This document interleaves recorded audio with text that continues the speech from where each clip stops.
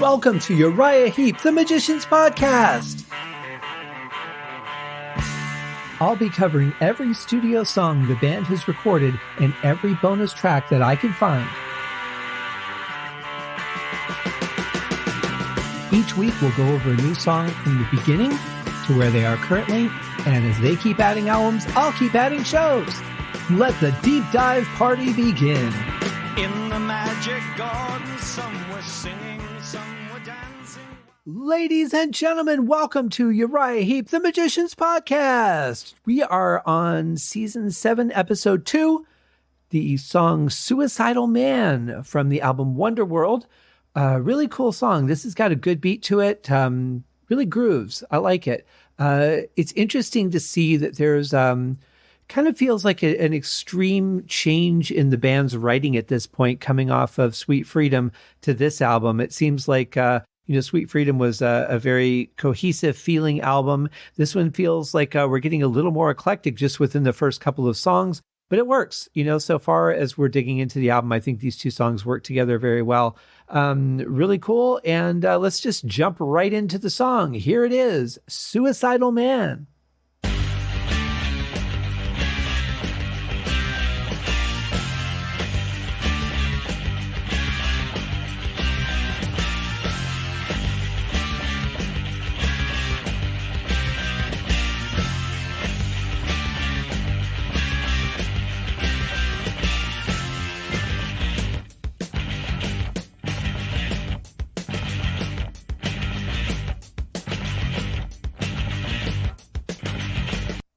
This is a pretty unique thing to me. I think that the choice of progression that they've done here is very interesting in both parts.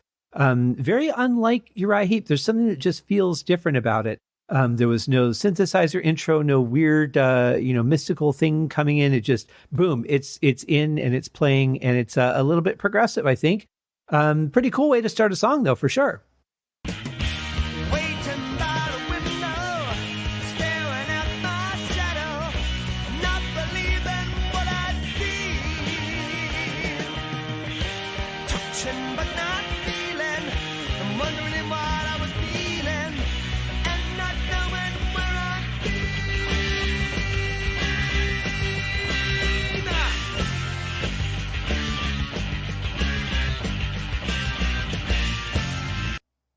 Really cool vocals. Again, a very interesting line delivery.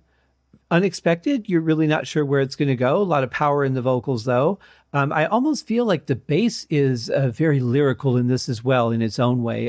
Sort of rhythmically lyric, not like you would have in, say, rap music, but it's playing in higher registers a little longer than normal, and it feels a little bit lyrical to me. The drums sound good. They sound a little dry compared to the last album. They're a little more upfront in the mix, which I like. You can feel that snare pop a little bit more, which is good. That helps, especially in more aggressive songs like this. I feel like this is aggressive, not in tempo necessarily, but I just feel like everybody's hitting as hard as they can, and they're really just intensely playing the song. Don't know if they were, but that's what I get out of it. Really interesting song. Yeah. So I began walking to myself. I was talking, but didn't know which way to go. Then I found the direction, and now I needed some action. But I should have just said no. Should have said no.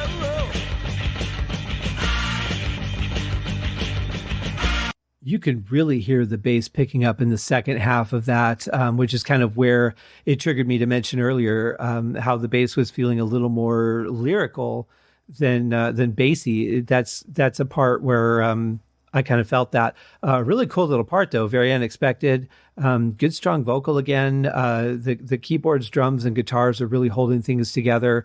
It's got a really solid foundation to it. It's just, it just feels a little bit unexpected, a little bit different than what we're used to hearing from the band, but that's what happens. Why would you help me out? Give me a hand. I'm close to becoming a suicidal man. What I need is someone with a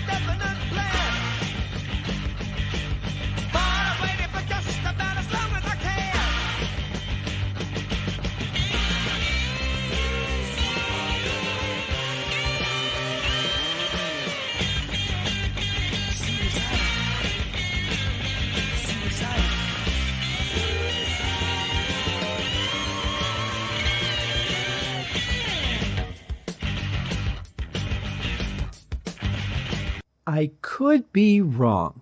It is possible, but I think this is the first time that we've heard any kind of singing going on over one of Mick's solos. It is a little distracting because there's part of me that wants to follow what the vocals are doing, and there's another part of me that wants to follow what the solo's doing. Interesting, but the solo's always going to win for me. That's just the way it goes, and it's a good one. I really like what he's playing there. I like the distortion level on this song. It really lends well, especially to the picking parts. And for the solo, obviously, there's just it's right on the edge of being too much, where it could start getting fuzzy if it went any further. And fuzzy really kind of takes the bottom end out of it. So I think it's got a really good level, because this is a song that needs to have a good musical foundation, a good EQ foundation in the low end, and it definitely does. If you were to go any higher, you would start taking away from that, and then the song itself might fall apart as far as the sonic qualities of it go. So it's a really nice blend, especially because you don't have bass playing on the low end the whole time. You've got it playing in the mid and upper registers at parts. It kind of wanders a little bit more for a little bit longer to me, but overall, yeah, it's a good song. So on my travels, still with all my troubles, I found someone who cared. And so was so easy that all she did to please me was to say I dropped and swallow when it said he was a he was a he was a he was a who was. It's interesting to hear the harmonies without the main singer singing along with it, because usually you'd have a little bit more of a blend of the lead vocal along with the harmonies. But here we really just kind of have the harmonies more as backup singers. It's interesting to kind of hear them isolated a little bit like that. It sets things off. Again, it's another change that's kind of unexpected, not what we're used to hearing from the band. Sounds really good, though, and gives them a chance to be featured a little bit, so you can hear the work that goes into that, which is normally buried a little bit behind the lead vocal.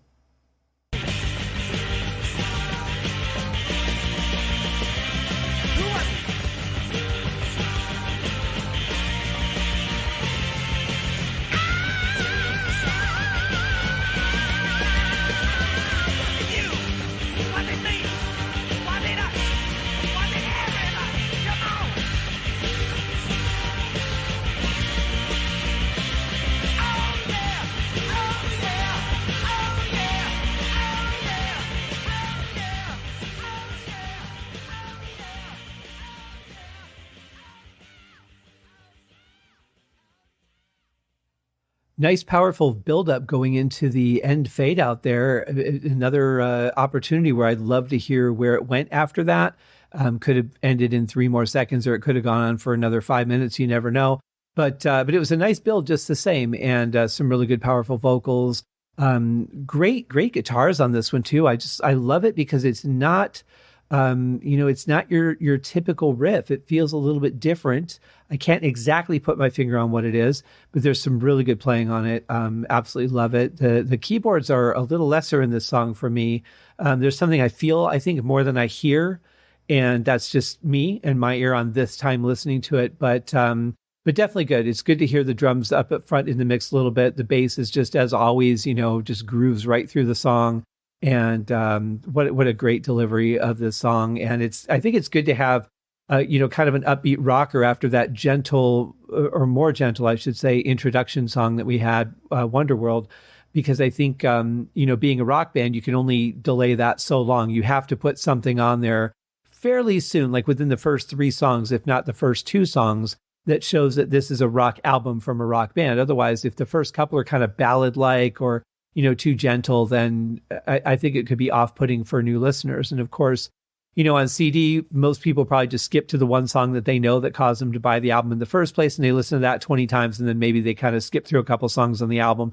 So, that first impression is really important. And I think it's good. It's just, again, unexpected and a complete change in their sound from Sweet Freedom. So you could hear in Sweet Freedom, there was a certain character to the album that I talked about. It's kind of the same thing here, just not as obvious.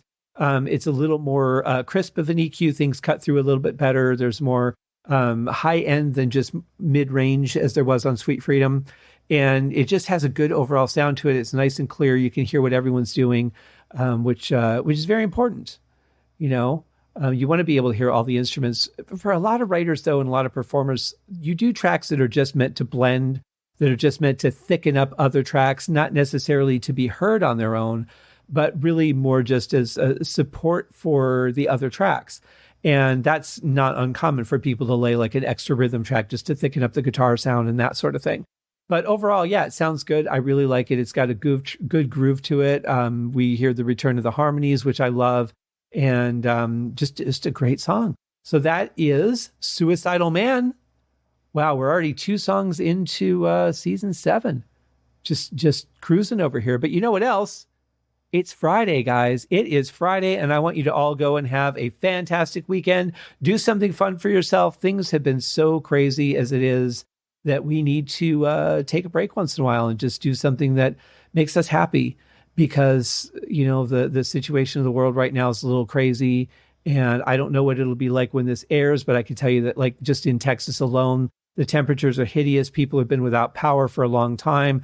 I don't know how they're still posting unless they had, like I do, I have several batteries, you know, like I can use to charge my phone, and I charge them, you know, fairly regularly every couple months, make sure that they're up to charge, because in case anything happens, if people need help, I want them to be able to get a hold of me. So it's always a good idea to have something like that. I don't know why I'm doing a public service announcement for phone batteries, but I'm talking about the ones that you plug, you know, your USB cord into, and you can recharge your phone from there. They can hold like 3 or 4, sometimes 6, I think, charges for like an iPhone, which is really good because those are battery sucking phones. And I know because I have one, and it seems like I've always got it on charge while I'm doing basically anything. But anyway, that's my way of saying that. Suicidal Man. Great song off of Wonder World. You guys have a great weekend. We will see you on Monday for the next one. Cheers. Thank you for joining me on this episode of Uriah Heep, the Magician's Podcast. If you have enjoyed this show, please consider going over to Apple Podcasts or your favorite podcast outlet, leaving a rating or a review. Be sure to subscribe to make sure that you are notified when new episodes are available. Please be sure to share this podcast with your fellow Uriah Heep enthusiasts and anyone who you think would like Uriah Heep, which should be everyone. And if you are so inclined, please feel free to contribute to the Patreon account. And if you are not a Patreon subscriber, you can also pay through the PayPal link on the website listed in the show links below. I would also like to thank Uriah Heep for their very generous support of the show. And thank you guys for listening. We'll see you in the next episode. Happy days!